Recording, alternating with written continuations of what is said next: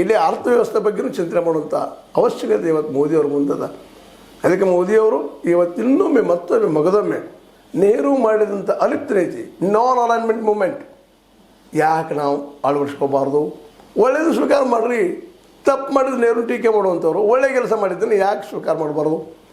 ಭಾರತಕ್ಕೆ ನೆಹರುವಿನಿಂದ ಎರಡು ದೊಡ್ಡ ಉಪಕಾರಗಳಾದವು. ಒಂದಿದ್ದು ಪ್ರಜಾಪ್ರಭುತ್ವ ಉಳಿತು ನಮ್ಮಲ್ಲೇ, ಇದನ್ನು ಯಾರೂ ಅಲಗಲಿಕ್ಕೆ ಸಾಧ್ಯ ಇಲ್ಲ. ಇವತ್ತೇನಾದರೂ ಮೋದಿ ಅನ್ನುವಂಥ ಒಬ್ಬ ಚಾಮ್ ಅನ್ನುವಂಥ ಹುಡುಗ ಇವತ್ತು ಈ ದೇಶದ ಪ್ರಧಾನಿ ಆಗೋದು ಕಾರಣ ಪ್ರಜಾಪ್ರಭುತ್ವ, ಅದು ನೆಹರೂರ ಕೊಡುಗೆ ಅನ್ನೋದನ್ನು ಮರೀಲಿಕ್ಕೆ ಹೋಗಬಾರ್ದು. ಒಂದು ಡಿಕ್ಟೇಟರ್ ಆಗಿದ್ದರೆ ಏನು ಮಾಡ್ತಾ ಇದ್ದೀರಿ ನಾವು? ನೀವು ಹೌದು, ತಮ್ಮ ಮಗಳ ಇಂದಿರಾ ಅಂತಂದರು, ಇಂದಿರಾ ತಮ್ಮ ಮಗಳನ್ನ ತೊಗೊಂಬಂದರು, ಒಪ್ಪುಣೋ ಮಾತನ್ನು ಕುಟುಂಬ ರಾಜಕಾರಣ ಖಂಡನೆ ಮಾಡೋಣ. ಆದರೆ ಅದೇ ಕಾರಣಕ್ಕೆ ಪ್ರಜಾಪ್ರಭುತ್ವ ಉಳಿಸಿದ ಕೀರ್ತಿನೂ ನೆಹರುಗೆ ಸಲ್ತದೆ.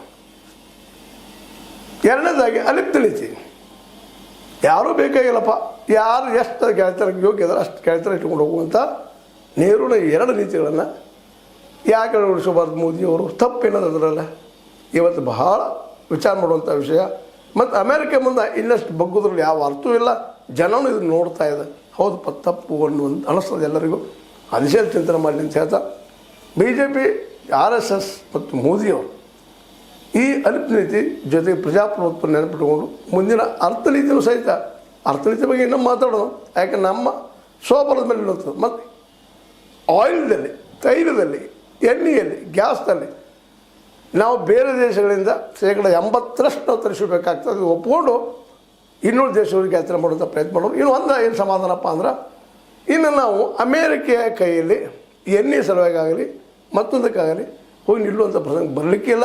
ಯಾಕಂದರೆ ಇರಾನ್ ಮಾತ್ರ ತನ್ನ ಶಕ್ತಿ ತೋರಿಸಿದ. ಜೊತೆಗೆ ಕೊಲ್ಲಿ ರಾಷ್ಟ್ರಗಳಲ್ಲೂ ಸಹಿತ ಅಮೇರಿಕನ್ ನೆಲೆಗಳು ಹೋದಪ್ಪ ಅಂದ್ರೆ ಅಮೇರಿಕ ಶಕ್ತಿ ಕುಂದು ಹೋಗಿಬಿಡ್ತದೆ. ಹಾಗೆ ಸಹಜವಾಗಿ ಭಾರತದ ಶಕ್ತಿ ಹೆಚ್ಚು ಮಾಡ್ಕೊಳ್ಳೋಕ್ಕೆ ಒಂದು ಅವಕಾಶ ಸಿಗ್ತದೆ. ಅದನ್ನು ಸದುಪಯೋಗ ಮಾಡ್ಕೊಳ್ಳಿ, ಅಲಿಪ್ತ ನೀತಿ ಅಳವಡಿಸ್ಕೊಳ್ಳಿ ಅಂತ ಒಂದು ಮಾತು ಹೇಳ್ತಾ, ಇದು ನಿಮ್ಮ ಲೈಕ್ ಆಗಿರ್ಬೋದು. ಲೈಕ್ ಮಾಡಿ, ಶೇರ್ ಮಾಡಿ, ಕಮೆಂಟ್ ಮಾಡಿ, ಜೊತೆಗೆ ಸಬ್ಸ್ಕ್ರೈಬ್ 16 ನ್ಯೂಸ್ ಅರ್ಥ ಥರ ಸತ್ಯದ ಕೈಗಳಲ್ಲಿ ವಂದನೆಗಳು.